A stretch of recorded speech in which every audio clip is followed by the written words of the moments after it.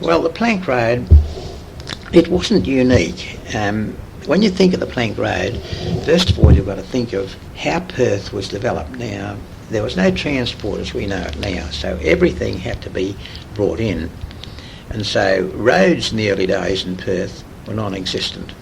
But the only thing we had going for us in Western Australia was timber. The Darling Ranges were full of big trees, and surprisingly enough they had steam sawmills around Perth from a very, very early date, and the whole of Perth, every bit of Perth, was made on wood blocks. There were no stone roads in Perth whatsoever, they were all wood blocks. And so people accepted wood blocks as a standard method of building roads. In such case, building roads out of railway sleepers was, that was the way you built it. They called it corduroy.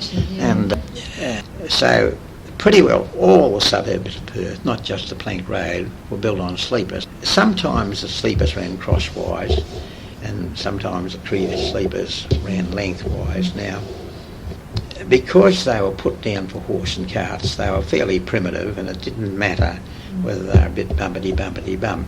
And so generally there were two sleepers, a sand space in between, a couple more sleepers on the outside.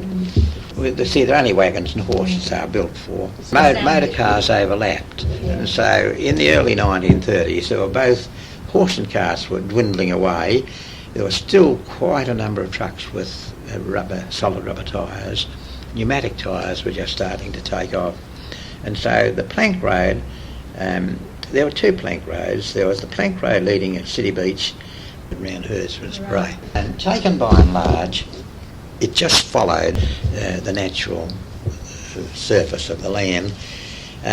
It wasn't in any way, the road surface wasn't smooth, just the planks were laid down on top, and in the course of time they wriggled their way into the sand. But to begin with, no one excavated the sand. The sleepers had been laid on top. There's no survey done. And under the weight of horse traffic and one thing and another, they got themselves into some sort of line. Now, the thing about the plank road in your area, it wasn't referred to as the plank road, it was referred to as the switchback. Yes. The one out yours was called the switchback, and was called the switchback for the same reason, but it used to undulate it, but it was up and down, up and down, very up and down, undulating. up and down. Yeah. I can remember when I was young and very arrogant and very brave, I used to drive a Chevrolet car for the City Council. I can remember hitting 80 mile an hour on that thing. Oh my goodness. Yeah.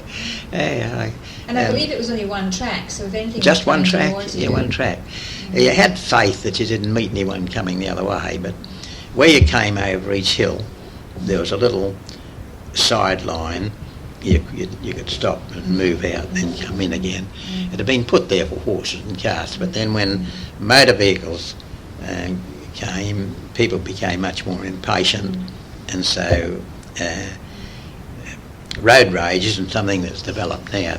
And so if you saw a bloke coming, there was no rule as to which one would get off. It was the one that could clear the hardest that took off. So you either pulled off or you didn't pull off, and you met in between, and you had a fight with the guy coming the other way, and so someone had to back up.